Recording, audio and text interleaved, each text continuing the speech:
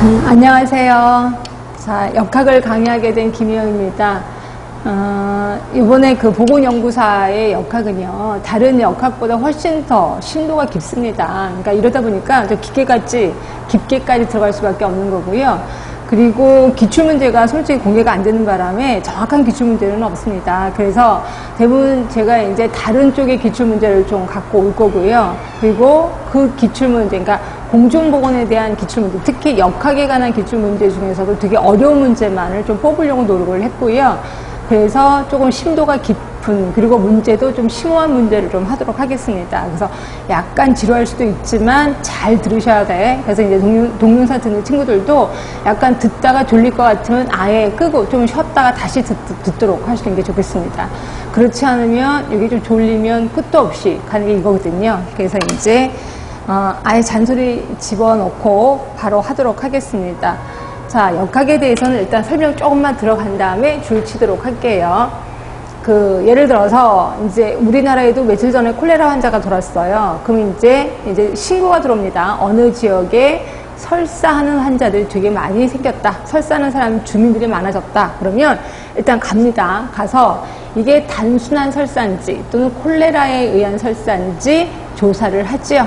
우리는 그거를 우리 진단의 확인, 이렇게 표현합니다. 자, 진단의 확인이에요. 자, 진단을 해봤더니 이제 콜레라균이 발견이 된 겁니다. 그럼 콜레라균이 발견되면 그 다음으로 진행이 되는 거죠. 근데 만약에 콜레라균이 아니라 단순한 설사야. 그럼 그걸로 끝이 날 겁니다. 하여튼 진단을 확인했더니 콜레라로 나타났어. 그 다음 단계로 갑니다. 그 다음 단계가 유행의 확인이에요.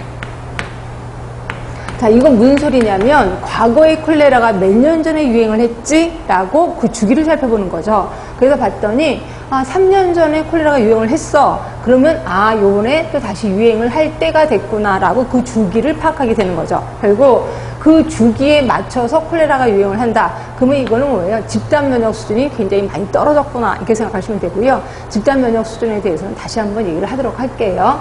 하여튼 유행을 확인해 봐요. 그죠? 그리고 나서 이제 지금 콜레라에 대한 그 기술을 쓰는 거죠. 기술역학이 들어갑니다. 여기서는. 기술역학이 뭐냐면 이 증상이 나타나는 사람의 남자는 몇 명이야, 여자는 몇 명이야, 이런 것들도 조사하는 거고요. 그리고 어느 지역에 많이 낳느냐, 뭐 이런 것들을 다 조사를 하는 거예요. 그래서 이거를 쭉 기술을 하는 건데, 기술을 할 때는 크게 세 가지로 나눠서 기술하기도 합니다. 아까 말한 대로 남녀, 다시 말해서 인적 변수예요. 인적 변수별로 구분해서 기술하기도 하고요. 또 하나가 시간적 변수로 기술하기도 합니다. 또 하나가 이제 지역적 변수로 기술을 하기도 합니다.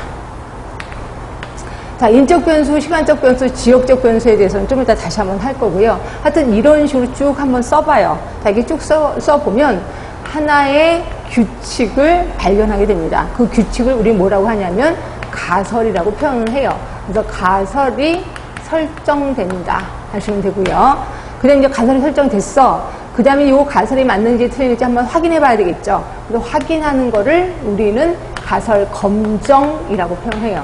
그러니까 가설을 검정하는 역학을 우리 뭐라고 하냐면 분석 역학, 이렇게 표현합니다. 자, 그리고 나면 여기 이제 확인 한번 해보셔야 되겠죠. 그래서 확인사살 겸 실험 역학을 하기도 하는데요. 솔직히 인구를 대상으로 실험하기는 좀 힘들죠. 그러니까 실험 역학이라는 건 그렇게 생각하시면 돼. 지나가다 어떤 사람이 저보고 실험에 참석하겠네요. 그래서 무슨 실험이에요? 그랬더니 담배를 피면 실험이래요. 담배를 피면 폐암에 걸렸는지 안 걸렸는지 그걸 확인하기 위함이래. 그거 되겠습니까? 안 되겠죠, 당연히. 그래서 사람을 대상으로 하는 실험 역학은 거의 없다 생각하시면 되고요. 그래서 대부분 이 분석 역학으로 끝이 나고요. 그래서 이제 보시면 기술 역학을 제1의 역학 이렇게 얘기를 합니다. 그리고 여기에 분석 역학을 제2의 역학이라고 하는 거고요. 만약에 실험 역학을 했다면 실험 역학이 제3의 역학이라고 하는 거죠. 근데 만약에 실험 역학이 실험을 안 해, 그러면 여기서 슬쩍 빠집니다. 실험 역학이 빠지고 여기에 이론 역학이라고 또 들어가기도 합니다. 그러니까 이렇게 했던 분석 역학 하고 나서 그 어떤 규칙을 숫자화하는 거죠. 그거를 우리 이론역학이라고 하는 거고, 그래서 어떤 책에서는 이론역학을 제3의 역학이라고도 합니다. 그러니까 어떤 게 맞아요 그러지 말고 둘 다 외우셔야 돼. 그러니까 어떤 학자들은 실험역학을 제3의 역학이라고도 하고, 어떤 학자들은 이론역학을 제3의 역학이라고 하는구나, 이렇게 생각하시면 되고요. 그래서 이 두 개는 다 머릿속에 기억하시면 되고요.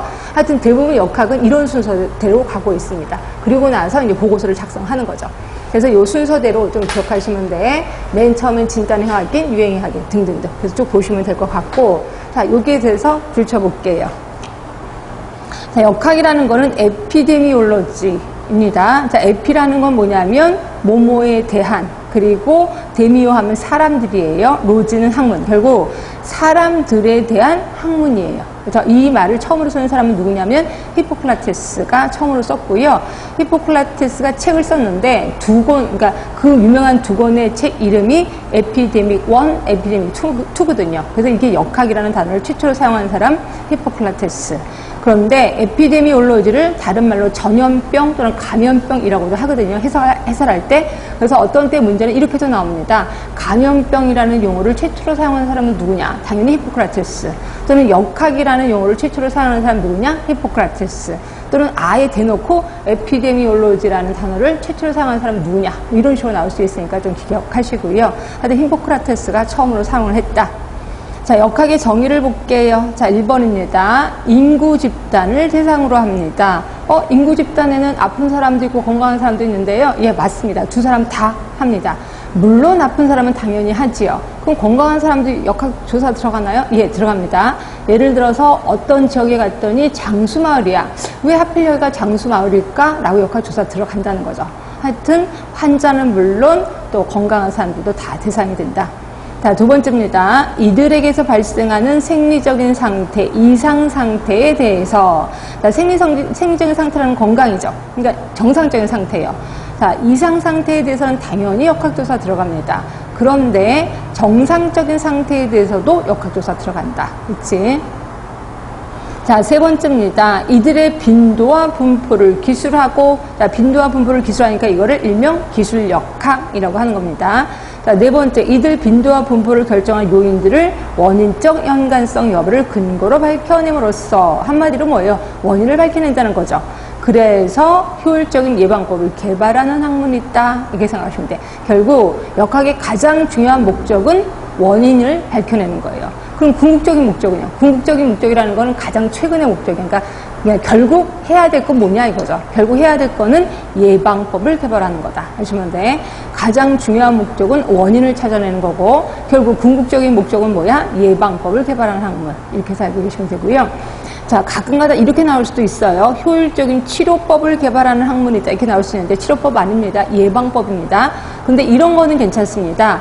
치료법의 효과를 검증하기 위함이다. 이것도 괜찮습니다. 그래서 예를 들어서 우리 고혈압 신약을 개발했어요. 그럼 가끔가다 임상역학, 그래서 고혈압의 그 역학의 실험에 참여하실 분 이렇게 해서 뽑거든요. 이런 경우는 치료법의 효과를 보기 위한 거죠. 그래서 효율적인 치료법을 개발하는 학문이라면 틀린 겁니다. 그런데 치료법의 효과 또는 치료법을 평가하기 위한 학문이다. 그건 괜찮습니다. 그래서 치료라는 말이 들어갔다고 해서 무조건 아닌 건 아니다. 이렇게 생각하시면 되고, 그래서 이제까지는 역학의 정의에 대해서 얘기를 했고요. 그 다음에 이제 역학에서 인과관계. 그러니까 무엇보다 중요한 건 인과관계예요. 자, A라는 사건이 있고 B라는 사건이 있어. 그럼 A라는 사건은 B라는 사건의 원인이 된다라는 거를 밝혀내기 위해서 그냥 내 느낌의 원인이야 이러면 안 되겠죠. 어떤 근거가 있어야 되겠죠. 그래서 이럴 때는 이거를 원인이라고 보는 겁니다. 이제부터 인과관계에 대해서 얘기를 할게요. 자, 인과관계에 대해서는 코우라는 사람이 하나 있고요. 얘기를 한 게 있고, 그 밑에 보시면 네모 박스 안에 반가로 1번이 있을 거예요. 거기 위에다 힐의 인과관계라고 하나 쓰세요. 힐. 자, 힐이 제시한 인과관계, 원인적 인과관계를 요거 이제 가장 시험 문제 좀 많이 나왔었던 게 요거 이제 힐인데 9가지를 좀 제시를 했고요. 그 다음에 뒤로 가시면 조금 더 뒤에 가시면 로스만의 원인 모형이라고 있을 겁니다. 그래서 우리 지금 세 사람 걸 배울 겁니다. 코후, 힐, 로스만. 이 중에서 힐은 당연히 기출문제가 좀 많이 나왔으니까 좀 기억하시고요. 자, 코후 볼게요. 자, 코우는 탄저병과 결핵의 병인론을 정립하는 과정에서 특정한 균과 감염성 질환 사이의 인과관계를 판단하기 위해서 아래와 같은 조건을 충족해야 된다고 하면서 코우의 가설을 발표했습니다. 이 코우의 가설 같은 경우도 되게 좀 중요한데 아직까지 시험 문제에 나오진 않았습니다. 근데 나올 수 있으니까 좀 신경 쓰시고, 자, 첫 번째 볼게요. 자, 그 균은 해당 질병을 앓는 모든 사람에게서 발견돼야 된다. 우리 그 균 하니까 좀 헷갈리죠? 그러니까 우리 결핵이라고 합시다. 예를 들어서 결핵균은 결핵을 앓는 모든 사람에게서 발견돼야 돼요. 맞죠? 결핵을 앓는 사람 100명이야. 그 100명 모두에게 결핵균이 발견돼야 돼. 자, 둘째입니다. 그 균은 해당 질병을 앓는 사람에게서 분리되어야 하고 순수 배양되어야 돼. 그러니까 결핵을 앓고 있는 결핵을 앓고 있는 사람 몸속에서 결핵균을 뽑아낼 수 있어야 되고, 그거를 또 기를 수도 있어야 됩니다. 셋째, 그 균을 감수성이 있는 실험동물에게 주입했을 때 같은 질병이 발생돼야 돼. 자, 감수성이 있다는 건 결국 뭐예요? 민감성이 높다는 거지. 결국 그 질환에 약하다는 겁니다. 그러니까 결국 감수성이 없는 실험동물에 주입하면 뭐 사람이 이길 거, 동물이 이길 거 아니에요. 그래서 그 병이 안 생길 겁니다. 그래서 감수성이 있는 실험동물에 주입했을 때 똑같은 결핵이 발병이 돼야 돼. 네 번째입니다. 또 그 동물에게서 다시 결핵균을 순수 분리돼야 돼. 이거를 우리 코우의 가설 이렇게 표현합니다. 이게 시간적 흐름으로 쭉 하면 머릿속에 좀 이해하기 편할 거예요. 하여튼 이게 코우의 가설. 그 다음에 힐의 인과관계 볼게요. 자, 첫 번째 보시면 시간적 선후관계예요. 자, 이게 무슨 소리냐면 이거죠. A라는 사건이 터져요. 그리고 B라는 사건이 있습니다. 그러면 A라는 사건은 항상 B라는 사건 전에 일어나요. 이게 먼저 일어나고 이게 나중에 일어납니다. 그럼 어떤 게 원인이에요? 당연히 A라는 사건이 원인이 되는 거죠. 결국 원인은 항상 B라는 사건 전에 일어나야 돼. 그러면 A를 우리는 원인이라고 본다라고 생각하시면 돼요. 이 소리예요. 그래서 보시면 요인에 대한 노출은 항상 질병 발생에 앞서 일어나야 된다. 그렇죠? 근데 이거는 시간적인 순서뿐이 아니라 노출과 질병 발생 간의 기간도 적절해야 돼. 예를 들어서 그 위험에 노출이 됐어. 바로 그 병이 생기는 경우도 있지만 어떤 때는 한참 한 몇 년 지나서 또는 그러니까 잠복 기간을 얘기하는 겁니다. 한 3주 지나서 그 병이 생겨. 그러니까 결국 잠복 기간도 어느 정도 맞아 떨어져야 된다. 이게 생각하시면 되고요. 그래서 예를 들면 성명 같은 경우는 폐암의 위험 요인입니다. 그렇지만 필요한 기간, 그러니까 성면이 우리 몸에 쌓여서 폐암이 이르기까지는 15년, 20년 정도 기다려야 된다는 거죠. 그래서 15년, 20년 뒤에는 이제 폐암이 걸린다. 하여튼 이거야. 시간적 선후관계. 반드시 원인은 앞에 있어야 돼. 그리고 질병과의 관계도 어느 정도 기간이 있어야 된다. 이걸 시간적 선후관계라고 하는 거고요. 자, 두 번째입니다. 연관성의 강도예요. 자, 연관성의 강도가 높으면 높을수록 그거는 원인이라고 할 수 있겠죠. 그래서 보시면 요인과 결과 간의 연관성의 강도가 클수록 인과관계 가능성이 높다는 증거가 된다.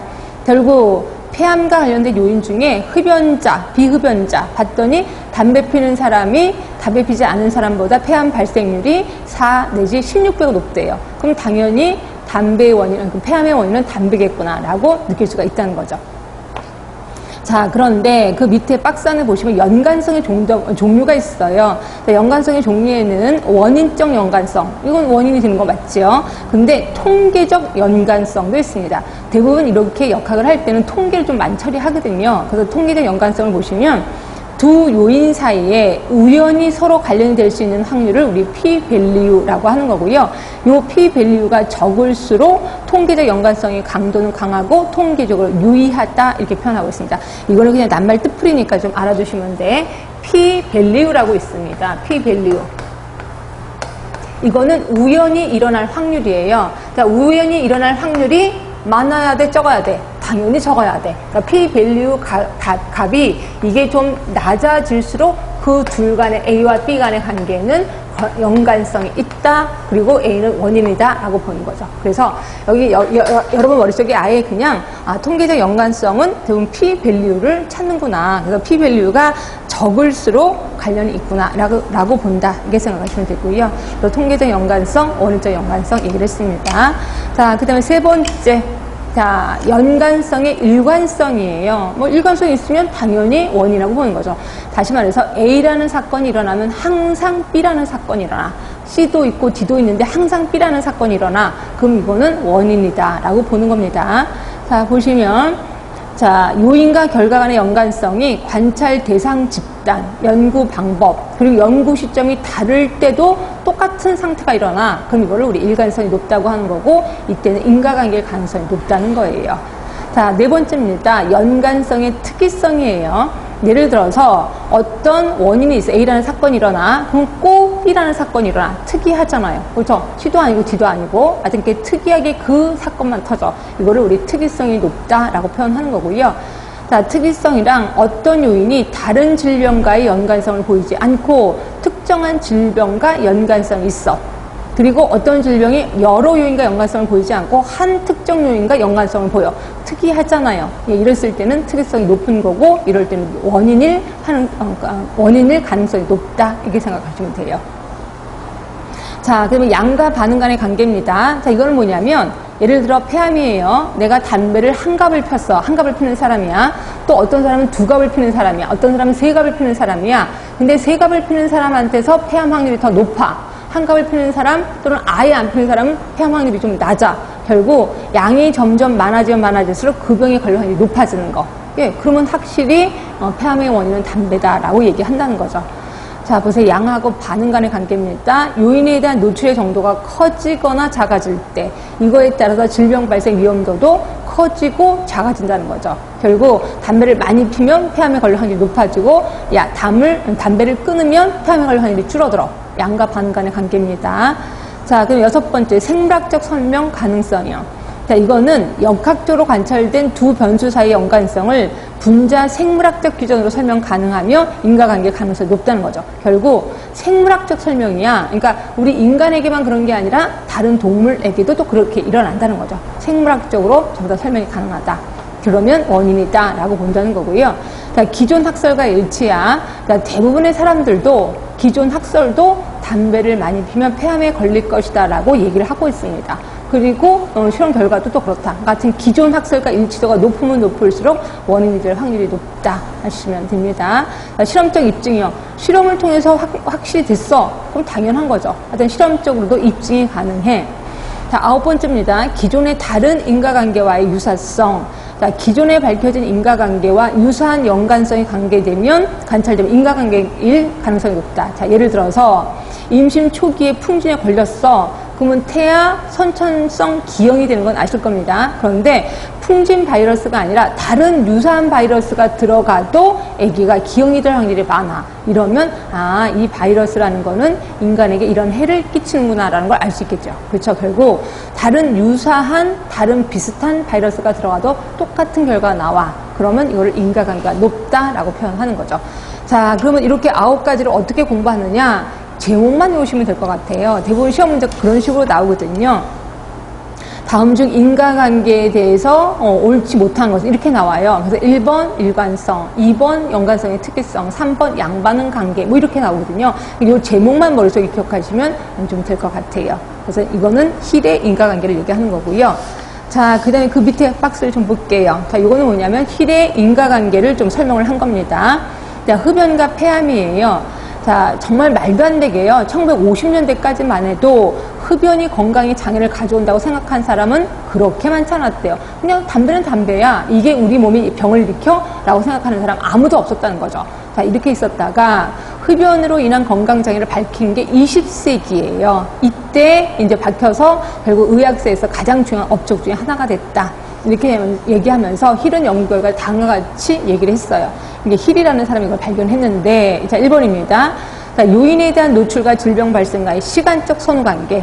결국 폐암에 걸린 사람들은 과거에 대부분 흡연을 했었다라는 걸 밝힌 거죠. 결국 폐암에 걸리기 전에 오랫동안 담배를 폈다는 거, 시간적 선후관계. 자, 두 번째입니다. 연관성의 강도예요. 하루에 한 갑 이상 담배를 피우는 사람들이 비흡연자에 비교할 때 20배 이상 폐암 발생률이 높았다는 거죠. 결국 연관성의 강도가 높았다. 그치?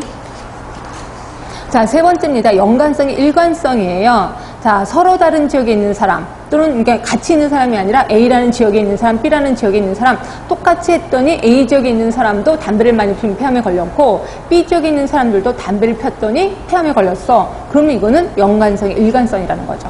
이 가능성이 되게 높았었습니다.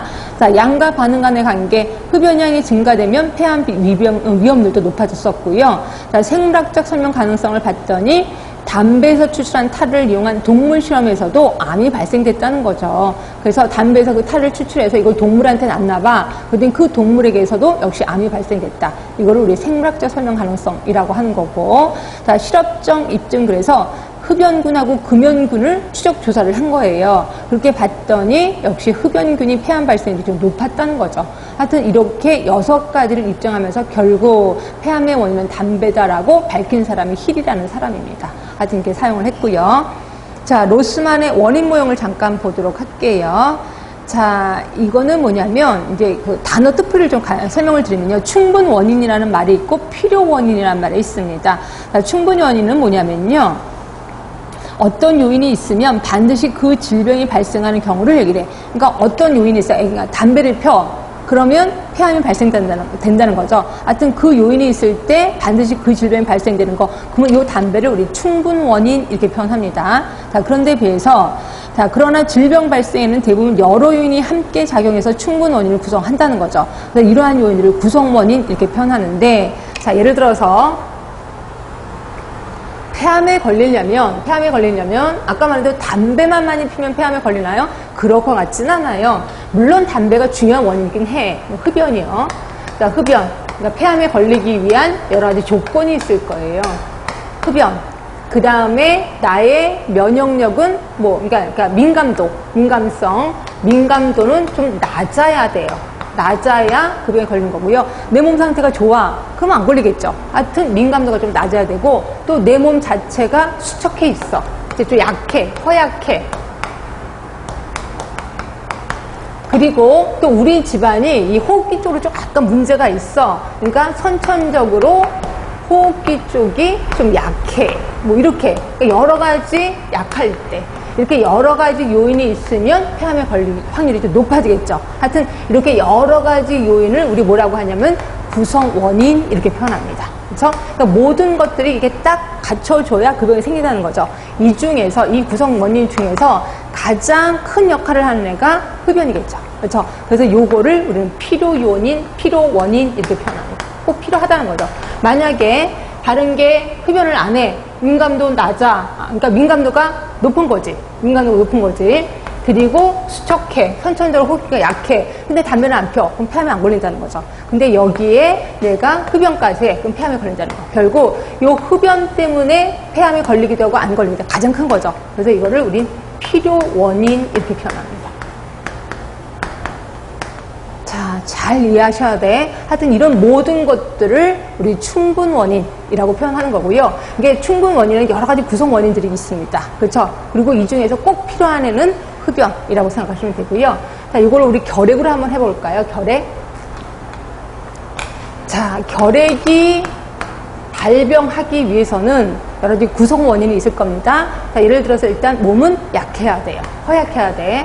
그리고 호흡기 쪽이, 얘도 역시 마찬가지예요. 호흡기 쪽이 조금 약해야 돼. 결국 민감도가 좀 높아야 된다는 거죠. 호흡기 쪽으로 민감도가 좀 높아야 돼요. 그렇죠? 그리고 또 하나, 결핵균이 몸속에 들어가야 돼. 그치? 하여튼 이런 것들이 일종의 구성 원인이라고 할 수 있고요. 이 중에서 필요 원인은 뭐예요? 필요 원인. 예, 결핵균이죠. 요게 필요 원인이 된다 하시면 돼요. 자, 그래서 아까 구성원이라는 건 뭐냐, 구성원인하고 충분원인하고 좀 헷갈리긴 하는데 이런 모든 것들이 다 충분원인이고요. 충분원인에는 여러 가지 구성원인이 있다 이렇게 생각하시면 되고, 이 중에서 가장 엑기스는 필요원인이 된다 이렇게 생각하시면 돼요. 그렇죠? 자, 그래서 보시면 계속해서 읽을게요. 이러한 여러 구성원인 중에서 하나만 만족하면 그 질병이 발생한다고 했을 때 이거를 필요원인이라고 한다. 자, 예를 들어 결핵에서는 결핵균, 납중독에서는 납이 필요원인이 된다. 그러니까 결국 대부분의 감염성 질환에 대해서는 필요원인이 딱 나타납니다. 그래서 콜레라균이 있어야 되는 거죠. 그게 필요원인인데 이게 만성퇴행성 질환에 대해서는 필요 원인이 별로 없어요. 그럼 만성퇴행성 질환에서 뭐가 있느냐? 대부분 충분 원인들이 많은 거죠. 특히 구성 원인들이 되게 많이 있다 이렇게 생각하시면 돼요. 그래서 필요 원인이 되게 중요한 거는 급성 감염성 질환.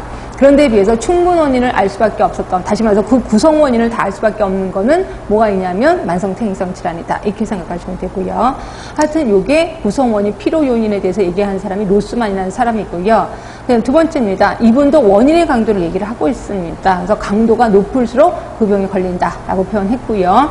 그 다음에 세 번째 보시면 기여 분율의 합이라고 얘기를 해서요. 여러 원인이 질병 발생에 기여하는 분율의 합이 100%가 넘을 수가 있다. 그러니까 이론적으로는 상한성이 없다고 볼 수 있다. 이게 뭔 소리냐면 아까 결핵에는 이런 구성 원인들이 있었습니다. 그러니까 이 중에서 결핵균이 기여하는 율이 막 여태까지 쭉 연구를 해봤더니 굉장히 높아. 90%예요. 90%라고 합시다. 그러면 호흡기가 약해야 돼, 허약해야 돼. 이게 5인가? 그렇지는 않다는 거예요. 그래서 호흡기가 약한 게 연구 결과 한 10% 정도 기여를 했어. 그러면 허약 이런 것도 보통 15%를 기여를 했어. 그래서 요 세 개의 합이 100%를 넘어갈 수도 있다는 거죠. 무슨 소리인지 아셔야 돼. 모두 합해서 기여 비율이 100%는 아니라 어떤 경우는 1000%도 될 수가 있다는 거죠. 그래서 이거는 연구 결과, 그래도 그런 건 우열은 정할 수 있겠죠. 이게 가장 큰 거고, 이게 가장 약한 거고, 뭐 이런 식으로 그 대소를 구분할 수 있지만, 요 합한 게 100%는 꼭 아니라는 거예요. 100몇 % 상한선이 없다. 이렇게 얘기를 하고 있습니다. 이게 기여 분율이라고 보시면 되는 거고요. 그 다음에 이제 네 번째는 원인 간의 상호작용이에요. 자, 예를 들어, 흡연과 음주 이들 요인은 상대방이 없는 상태에서도 구강암을 일으키지만 두 요인이 모두 존재하면 구강암 발생 위험이 두 요인의 독자적인 영향보다 더 높아진다는 거예요. 결국 원인이 이렇게 구성 원인이 세 가지가 있어, 세 가지. 근데 얘네가 따로 해서 전부 다 구강암을 일으킬 수는 있지만 얘네가 전부 다 합쳐져. 그럼 시너지 효과 때문에 구강암이 훨씬 더 많이 발병을 한다는 거죠. 결국 내가 암이 무서워, 폐암이 무서워. 그럼 폐암의 발병 원인이 여러 가지가 있어. 이 중에서 몇 가지만 안 해도 암까지는 안 간다는 거예요. 하여튼 원인 간의 상호작용. 이것들이 다 있으면 시너지 효과 때문에 더 많이 발생이 된다는 거고요. 자, 유도기간이라고 있습니다. 이것도 뜻풀이를 좀 하시면 되는데, 자, 질병 원인이 작용해서 질병이 시작할 때까지 기간을 유도기간 이렇게 표현합니다. 자, 예를 들어서 충분 원인 I에서 A에서 B, C, D, E 순서로 구성 원인이 작용하다가 B가 작용한 시점에서 질병이 발생하지 않고 마지막 E가 작용할 때 비로소 질병이 발생한다. 즉 질병 발생이 일어날 때 기간을 유도기간이라고 하고 개시자는 초기에 작용하는 구성원인, 촉진자는 후기에 작용하는 구성원이라고 할 수 있다. 자, 뭔 소리냐면요. 이게 이제 인상적에서 좀 일을 하시면 좀 이게 이해가 되는데 항상 이제 병이 진행될 때 갑자기 오늘부터 병이 딱 생기는 게 아니라요. 몸이 조금씩 변합니다. 그래서 예를 들어서 어떤 균이 내 몸에 들어왔어. 들어오면 바로 그 병이 생기는 게 아니라 얘가 내 몸에 맨 처음에 숨어 있어요. 그리고 얘도 나름대로 눈치를 봅니다. 이게 활동을 해야 돼? 말아야 돼? 그래서 이렇게 막 눈치를 봐요. 그런 기를 우리 A기라고 합시다. A기. 그렇죠? 이럴 때는 내가 전혀 내 몸에서 증상이 안 일어나. 근데 얘가 드디어 활동을 시작했습니다. 내 몸이 슬슬 변하기 시작해. B단계, C, D, 2단계를 거쳐서 드디어는 내가 질병이 발생이 된다는 거죠. 결국 이렇게 A, B, C, D를 우리는 잠복기라고 표현하는 거고요. 잠복기도 이렇게 단계가 있다고 생각하시면 됩니다. A단계 지나서 B단계, C단계, D단계, 2단계라고 할 수 있고요. 그래서 요 처음에 해당되는 거를 우리 거기 보시면 뭐라고 해? 거기 개시자라고 표현합니다. 시작을 하는 거죠. 그리고 요 뒷부분, 뭐 A, B, C, D, E에 요거는 촉진자예요. 그래서 촉진자가 되면서 결국 질병이 생긴다는 거죠. 결국 그러니까 이 병이 하나 생기기 위해서는요, 우리가 몰라서 그렇죠. 우리 몸속에서 이런 과정을 다 거치는 거예요. 근데 여기에서 내가 내 몸에 균이 들어왔다. 그러니까 비상이 딱 비상벨이 울려. 그래서 몸 조심해야 되겠다. 그래서 맛있는 거 많이 먹고 충분히 자면 질병까지는 생기지 않습니다. 근데 우리가 그걸 모르잖아요. 내 몸에 질병이 들어와서 얘가 막 지금 활동하고 있는 걸 내가 모르니까 그냥 일상생활을 하는 거야. 그러다 보니까 병이 걸리는 거고요. 그래서 요거예요. 이 촉진자만 없어도 병이 안 걸린다. 그래서 여기서부터 여기까지를 우리 유도기간이라고 표현하는 거고, 요게 우리가 알고 있는 잠복기라고 생각하시면 됩니다. 그래서 이제 유도기간에 대해서 얘기를 하고 있고요. 결국 유도기간이 긴 거를 우리 만성퇴행성 질환, 유도기간이 짧은 거를 급성 감염성 질환 이렇게 표현할 수가 있다는 거죠. 그래서 계속해서 뜻풀이를 좀 하고 있습니다. 그러니까 로스만의 원인 모형에서는 자, 충분 원인, 피로 원인, 그러니까 충분 요인이 뭔지, 피로 원인이 뭔지 이 중에서 가장 큰 원인인 거는 피로 원인이라고 표현했고요. 원인 강도 이거는 그냥 이미 아시는 거니까 기여 분율이라는 것도 좀 알아두세요. 기여 분율은 분율이기 때문에 최고가 100이긴 하지만 여기서는 질병에 있어서는 100%를 넘어갈 수도 있다라는 거 알고 계시면 되고, 근데 유도기간이라는 것도 알아두시고, 그래서 유도기간은 짧은 게 급성 감염성, 긴 거는 만성대행성이라고 생각하시면 되고, 그 유도기간의 그 단계 중에서 앞에 부분에 해당되는 게 계시자, 뒷부분에 해당되는 게 촉진자다라는 거를 좀 알고 계시는 게 좋을 것 같아요. 자, 이렇게 해서 조금 어려운 단어, 뜻풀이 좀 들어갔습니다. 자, 그 다음에 세 번째, 이제 역학의 역할을 좀 할게요. 자, 이제 역학이라는 게 대강 뭔지는 좀 알으셨을 거예요. 그래서 이렇게 역학의 역할을 보면, 자, 아까 제가 얘기를 했죠. 뭐에 대해, 상황에 대해서 기술을 한다 그랬잖아요. 있는 그대로. 그래서 기술적인 역할을 해요. 자, 기술적인 역할도 보시면 자연사에 대한 기술. 자연사라는 건 뭐냐면 내가 그 병에 걸렸을 때 병원에 가지 않고 그냥 내버려뒀을 때 이게 흘러가는 과정을 자연사라고 얘기를 하는 거거든요. 그래서 그 자연사에 대해서 기술할 수 있습니다. 자, 두 번째입니다. 건강 수준, 질병 양상에 대해서 기술할 수 있고요. 인구의 동태에 관해서 기술할 수도 있고 또 여러 가지 정확도, 신뢰도를 검증할 수 있어요. 결국 기술하는 역할을 해요. 자, 두 번째입니다. 기술을 하고 나면은 우리 가설이 설정된다 그랬잖아요. 그리고 가설을 검증하고 나면 원인을 규명해줘요. 그래서 원인 규명의 역할을 하는 거고요.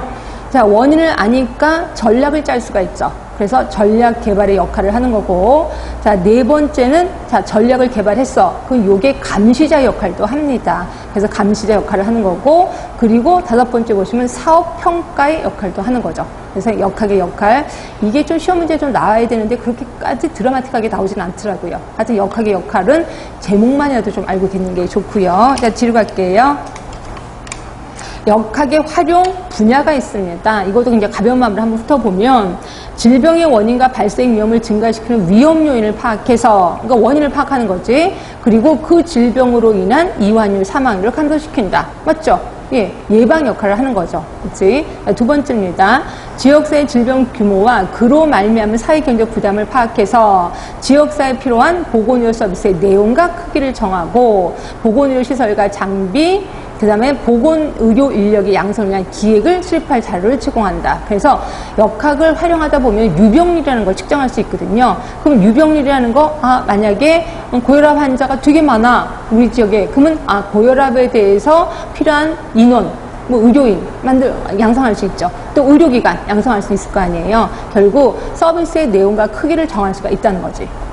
세 번째입니다. 질병의 자연사와 예후 요인을 파악한다. 아까 말했죠. 자연사를 기술할 수가 있다 그랬죠. 그러니까 이거를 파악할 수가 있다는 거고요. 자, 네 번째입니다. 기존 또는 새로운 질병 예방법과 치료법을 평가하고, 그래서 치료의 효과를 평가한다고 분명히 얘기했었을 겁니다. 그래서 평가하고 지역사회에 새로이 도입된 보건사업과 의료 공급체계의 효과나 효율성을 평가할 수 있다. 예, 이해되실 겁니다. 자, 공중보건 또는 환경 문제에 대한 정책을 수립하는 데 필요한 근거가 되는 자료도 제공한다. 그래서 역학의 활용 분야를 아까는 딸랑딸랑 제목만 썼는데 이건 좀 풀어서 쓴 거고, 쭉 보시면서 이해가 되시면 내가 역학을 잘 이해하는 거구나. 근데 이해가 잘 안 돼. 그러면 내가 아직 역학을 잘 모르는구나. 이렇게 생각하시면 될 것 같아요. 자, 밑에 보는 김에 역학의 목적도 볼게요. 자, 질병의 원인 파악한다 그랬죠? 원인을 아니까 지속적인 관리 가능한 거고요. 자연사에 대한 지식 습득 가능하다 그랬습니다. 그리고 예방 프로그램을 개발할 수 있고 또 경제적인 영향평가도 할 수 있다. 그래서 역학의 목적도 간단하게 좀 보시면 될 것 같고요. 역학의 변천 들어갑니다. 역학은 예전부터 역학이 좀 있었습니다. 그런데 예전에는요, 주로 감염성 질환에 대해서 역학 연구가 들어갔어. 예를 들어 콜레라, 장티푸스, 무슨 세균성 이질, 이런 거 있어. 이런 거에 대해서만 역학 조사 들어간 데 비해서 지금은 이보다 훨씬 더 폭이 넓어졌습니다. 자, 가로 2번의 최근 역학의 범위예요. 자, 보시면 두 번째, 건강의 유지에 관련돼서도 역학조사 들어갑니다. 아까 얘기를 했죠. 아픈 사람뿐이 아니라 건강한 사람도 역학의 대상이라고. 예, 그래서 건강의 유지. 왜 이 마을은 장수마을이야? 역학조사 들어간다 그랬고요. 자, 세 번째입니다. 아까는 대부분 감염성 질환에 대해서 역학 연구 들어간다 그랬잖아요. 근데 지금은 비감염성 질환에 대해서도 역학조사 들어갑니다. 그래서 대표적인 게 암, 뇌졸중 같은 거예요. 이런 거 역학조사 들어가서 뇌졸중 같은 거는 뭐 가족력도 있구나라는 걸 파악하게 되는 거죠. 자, 네 번째입니다. 이런 것도 들어가네요. 알코올 중독, 약물 남용, 아동학대, 자살과 같은 심리 이런 것들도 역학조사 들어갑니다. 그래서 보시면 이상하게 우리 집안에는 자살하는 사람이 많아. 그러니까 역학조사 들어가면은 이게 자살하는 집안이 있습니다. 그래서 그 집안의 조상서부터면은 몇 대 몇 대가 자살을 했고 그 다음에 자살했고 희한하게 자살하는 방법도 비슷해요. 거의 목매달아 죽었다면 거의 다 목매달아 죽더라고요. 그리고 또 차 안에다가 부탄가스를 피워놓고 죽었다. 그럼 다들 그렇게 해서 돌아가시더라고요. 그러면 이 점장이들은 뭐라 그래요? 조상이 목매달아 죽었는데 끌고 갔네 이렇게 얘기를 하잖아요. 근데 희한하게 역학조사 결과도 이게 좀 나타났습니다. 가족력이 있는 걸로 나타났고요. 근데 아동학대 같은 경우도 아동을 학대하는 부모들은요, 그 부모가 어렸을 때 학대를 받았다면서 결국 아동학대도 대물림을 하고 있다라는 거를 역학조사 결과 밝혀진 거다. 이렇게 생각하시면 되고, 알코올 중독 역시 마찬가지입니다. 그리고 이렇게뿐이 아니라 다섯 번째 보시면 환경 문제 또는 직업적 손상과 질병을 다루는 연구도 역시 들어갑니다. 그래서 직업병 같은 거 역학조사 들어갑니다. 환경도 역시 역학조사 들어가고 결국 지금은 역학의 범위가 무지무지 많구나, 무지무지 넓구나 이렇게 생각하시면 돼요. 자, 여섯 번째 볼게요. 우리 역학의 역사를 잠깐 볼까 합니다. 워낙 유명한 역사들이 있는데 특히 세 분 했습니다. 스노우, 그다음에 두 번째 보시면 펠라그라라는 피부병 골드버그가 조사한 거고요. 그다음에 달과 힐, 아까 힐 기억하시죠? 원인적 연관성. 그분이 이 연구에서 그거를 좀 제시한 겁니다. 자, 스노우를 보시면 스노우가 콜레라 역학조사를 했었는데요. 그때 당시에는 그 더러운 공기, 장기설 들어보셨을 겁니다. 공중보건 하시는 분들은 장기설이 굉장히 유행을 했던 시기였거든요. 더러운 공기가 우리 몸에 들어가면 병에 걸리는 거야. 그래서 공기가 문제다라고 얘기를 했었어요. 그런데 이 스노우가 아무리 생각해도 콜레라가 공기는 아닌 것 같아라는 생각이 드는 거예요. 그래서 이제 고민하다가 이제 이 영국 사람입니다. 그래서 이제 런던에 설사하는 사람이 되게 많은데 그때 이제 이름이 콜레라고 했겠지. 근데 콜레라의 원인이 공기는 아닌 것 같아. 그래서 이제 고민을 한 게 뭐냐면 자기 연구실에 런던 시내 지도를 다 붙여놓은 거예요. 그러고 나서 환자가 나타났어. 어느 동네 살아? 그래서 어느 동네 산대. 그럼 그걸 다 적은 거예요. 딱 그래서 펼쳐냈더니 희한하게 어느 동네만 이렇게 뭉쳐있는 게 보이는 거예요. 그래서 이게 뭐지? 라고 해서 이제 찾아간 거예요. 그 동네에 갔더니 그 동네만 뭉쳐있는 거야. 그리고 다른 동네는 없는 거예요. 그래서 그 차이점을 봤더니 그 동네 사람들은 템즈강에 있는 물을 끌어다가 수돗물을 쓰고 있었고요. 다른 동네 사람들은 템즈강이 아닌 다른 강의 물을 끌어다가 쓰고 있었다는 게 발견이 된 거예요. 그럼 템즈강이 문제가 아닌가? 그래서 템즈강을 딱 갔대요. 근데 지금은 템즈강이 괜찮은데 그때 당시에는 뭐 쓰레기도 돌아다니고 뭐 대변도 돌아다니고 난리가 났었나 봐. 그러니까 결국 더러운 물을 먹으면 이 병에 걸린다는 걸 밝혀낸 거죠. 결국 이거는 무슨 역할이냐면 쭉 일일이 나열을 했잖아. 그래서 이거 일종의 기술역학이라고 생각하시면 됩니다. 그래서 기술역학을 이용해서 콜레라의 원인이 물이라는 걸 밝혀낸 사람이 스노우예요. 그런데 자, 스노우 잠깐 보시면 일단 볼게요. 영국에서 발생한 콜레라를 조사한 결과 스노우는 쓰레기로 오염된 템즈강으로부터 공급되는 물을 먹은 사람에게서 발병이 높게 됐음을 알게 됐대요. 그런데 이거는 콜레라균을 발견하기 이전이에요. 그러니까 콜레라균을 발견하기 이전에 역학조사를 했다는 거예요. 대단하지 않아요?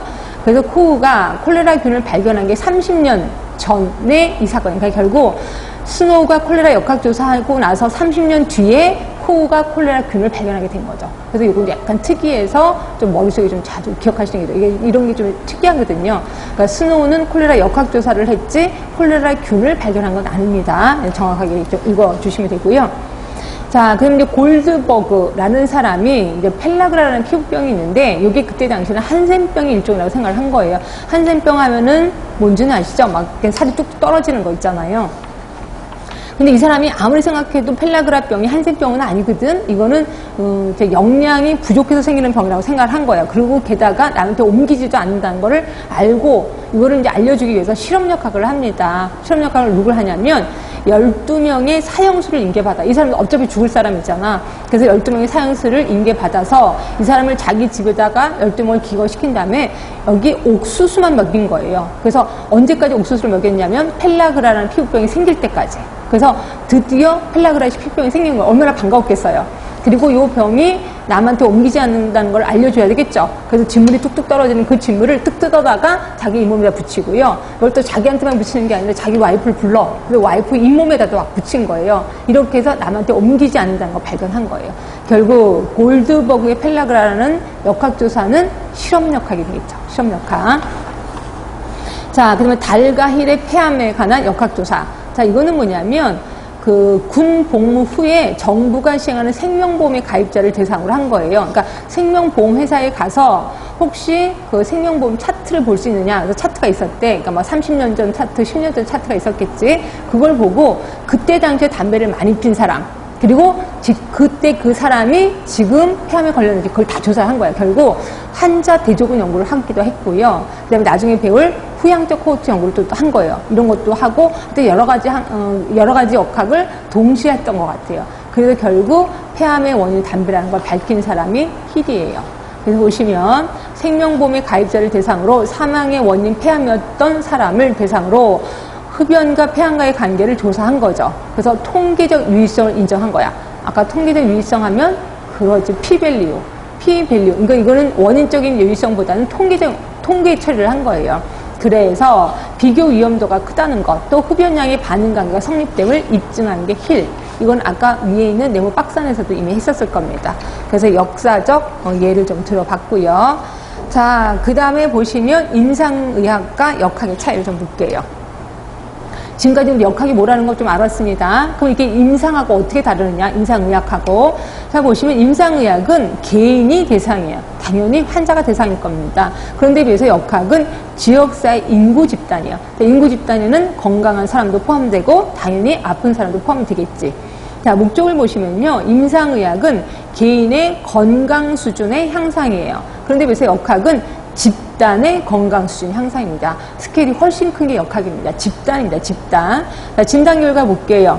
진단 결과 정상 혹은 이상이에요. 그러나 역학에서는 진단 결과 인구 집단 중에 이상자의 수를 확인하는 거예요. 그러니까 인구 집단 중에 이상한 사람의 수를 확인하는 게 역학의 진단 결과. 자, 이론적인 근거를 보시면 치료 수단의 작용이죠. 그러니까 치료의 목적으로 이걸 만드는 게 임상의학인데 비해서 역학은 요인과 질병과 연관성을 보는 거죠. 그래서 요인과 질병과 연관성을 봐서 이거는 이거의 원인이다, 원인을 밝혀내는 거다. 이렇게 생각하시면 돼. 그래서 임상의학과 역학의 차이점도 구분했고요.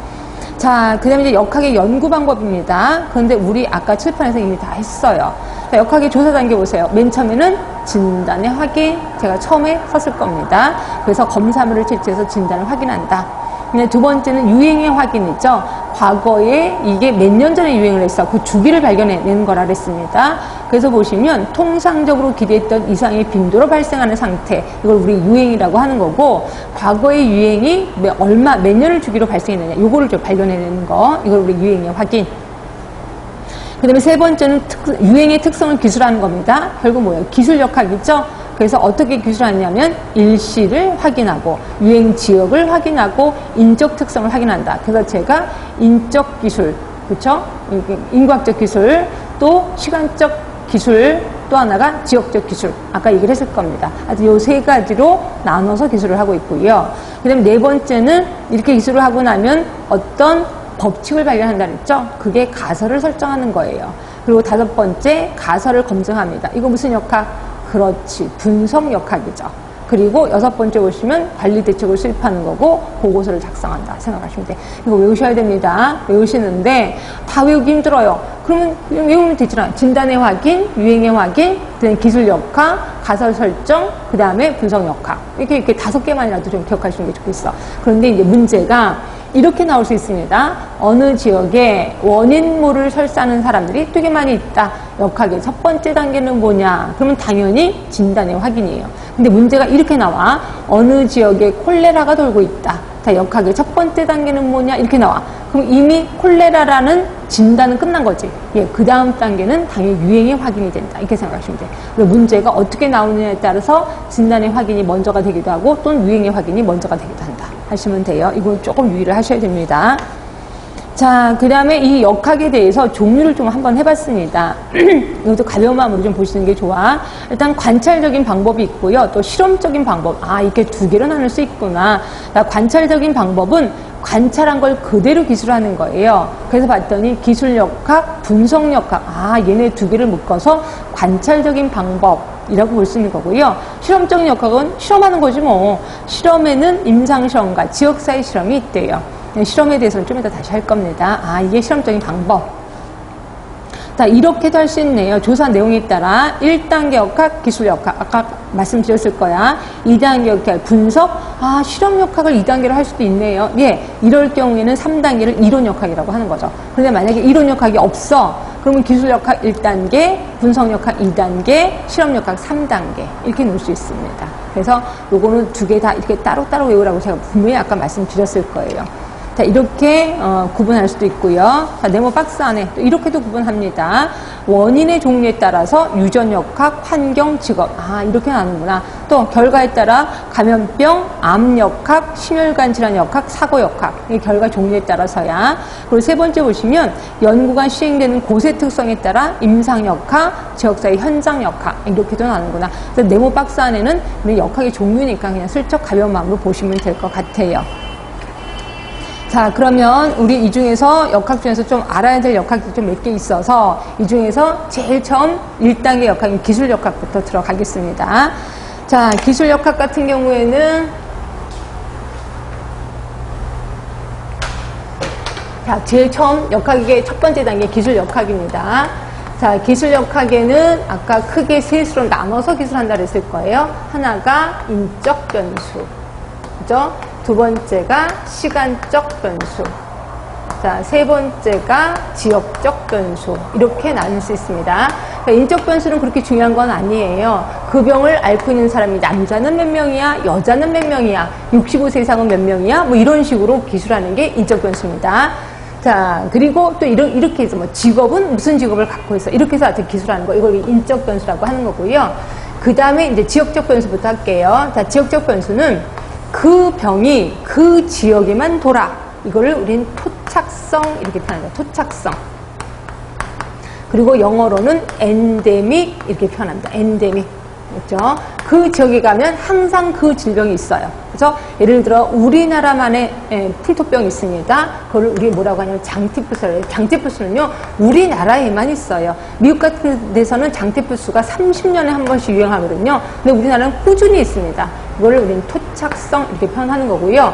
요거보다, 그러니까 토착성이면 그 지역에 가면 한두 사람, 뭐 몇 사람 정도 사람이 있어. 근데 요 사람보다 환자가 더 많아졌어. 그거를 우리는 유행성 이렇게 표현합니다. 유행성.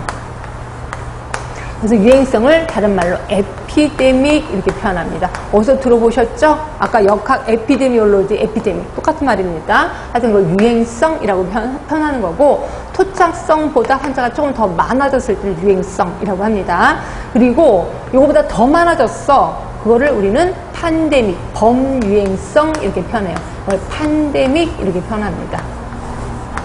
결국 어떤 병이 도는데 그 지방에만 있어. 그럼 토착성. 근데 그보다 더 많아져서 그날에 다 퍼졌어. 그건 유행성. 그리고 그 나라보다 더 많은 나라, 두세 나라가 그 병에 걸렸어. 그거를 범유행성 이렇게 표현하고요. 이러한 규칙이 없이 여기저기 일어나. 그걸 우리 산발성이라고 표현하고 이걸 우리 팬데믹 이렇게 표현합니다. 팬데믹.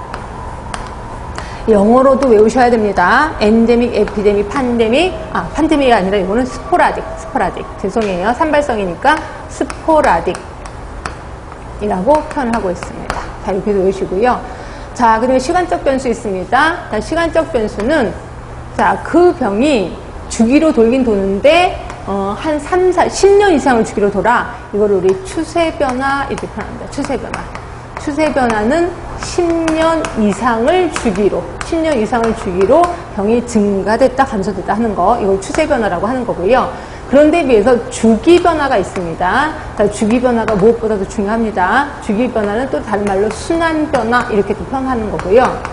그리고 얘는 대부분 3, 4년 또 2, 3년을 주기로 증가됐다, 감소됐다 하는 거. 이거 우리 주기 변화 이렇게 있고, 요게 시험 문제 좀 자주 나옵니다. 그래서 보시고요. 그 다음에 세 번째 보시면 1년을 주기로 변화되는 질병도 있어요. 여름에 많이 생기는 병, 겨울에 많이 생기는 병. 이거는 결국 1년을 주기로 하는 거죠. 이거를 우리 계절적 변화 이렇게도 표현합니다. 자, 그 다음에 또 이런 병도 있습니다. 우리나라엔 그 병이 없어. 근데 외국에서 그 병이 있는 사람이 왔어. 우리나라에 확 번집니다. 그리고 딱 사라지고, 또 외국에서 그 병을 갖고 있는 사람이 또 들어와. 또 확 번지고. 이런 거를 우리는 불규칙 변화 이렇게 표현하는 거고요. 한때 요새는 불규칙 변화가 시험 문제 좀 많이 나옵니다. 뭐 때문에? 예, 메르스 때문에. 메르스 또는 예전에 사스 이런 것들 때문에 불규칙 변화가 시험 문제 좀 나옵니다. 그래서 이런 것들을 시간적 변수라고 하는 거고요. 이 중에서 시간적 변수가, 요 기술역학 중에서 시간적 변수 되게 중요합니다. 시간적 변수 중에서도 제일 중요한 거는 주기 변화. 기억하시고, 다른 것들도 외워주세요. 추세 변화, 불규칙 변화, 계절적 변화 다 머릿속에 좀 기억하시는 게 좋습니다. 자, 요거 줄 쳐볼게요. 자, 보시면, 기술역학, 건강과 관련 상황이 발생했을 때 있는 그대로 상황을 기술하는 거. 자, 인적 변수는 다른 말로 생물학적 변수라고 하는구나. 연령, 성별, 인종, 종교 등등으로 쭉 기술을 하는 거예요. 자, 그런데 비해서 지역적 변수는 자, 보시면 지방성 또는 풍토병 또는 토착성 또는 엔데믹이라고 표현하는 거고요. 일부 지역에 특수하게 발생하는 경우예요. 그래서 우리나라는 낙동강 지역에 가면 간디스토마 환자가 꼭 있습니다.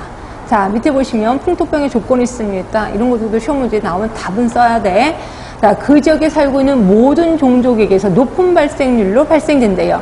그리고 다른 지역에 살고 있는 동일 종족에는 발생률이 높지 않아. 예를 들어서 한국 사람이 한국에 살 때가 있고 미국에 살 때가 있잖아요. 근데 한국에 살 때만 간디스토마가 많은 거야.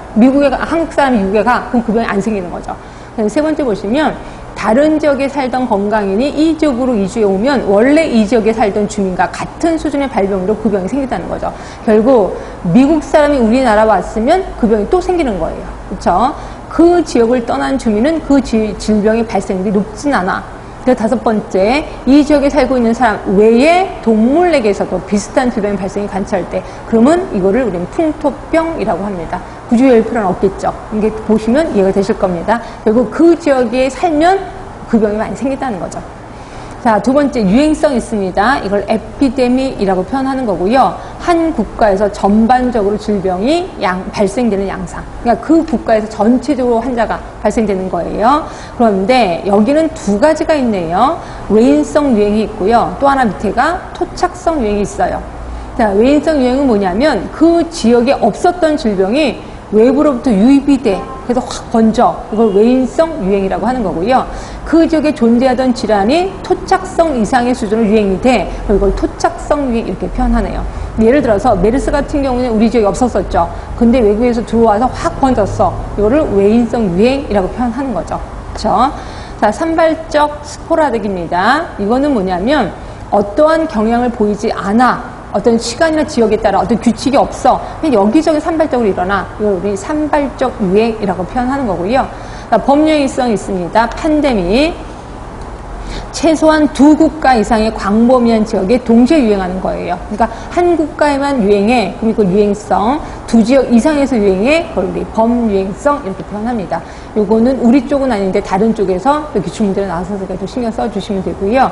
자, 시간적 변수입니다. 추세 변화. 이거는 장기 변화 이렇게 표현하는 거고요. 어떤 질병이 수십 년, 그러니까 10년 이상을 증가, 감소의 경향을 보이는 거고, 그 종류로는 장티푸스, 외우셔야 돼. 3, 40년 주기, 디프테리아 10 또는 24년 주기, 인플루엔자는 30년 주기입니다. 그쵸? 요거 좀 외워두세요. 장티푸스, 디프테리아, 인플루엔자입니다. 자, 그 밑에 박스를 보시면요. 추세 변화를 통해 알 수 있는 거, 이런 것들은 시험 문제에 좀 나올 수도 있습니다. 사망 자료와 전염병의 신고 자료를 이용해서 질병 발생 현황을 알 수 있어요. 그다음에 두 번째입니다. 사회, 생물학적, 물리적, 화학적 환경 변화의 크기와 형태를 제시해 줄 수 있고요. 원인에 대한 가설을 찾는 데 도움을 준대요. 특히 비교적 짧은 기간에 나타나는 질병의 증가 원인을 보일 때는 그 원인을 찾는데 아주 유리한 게 추세 변화. 그렇죠? 아, 추세 변화는 가설을 찾는 데 도움을 주는구나. 이렇게 알고 계시면 될 것 같고요. 자, 조금 쉬셨다가 주기 변화로 가도록 할게요.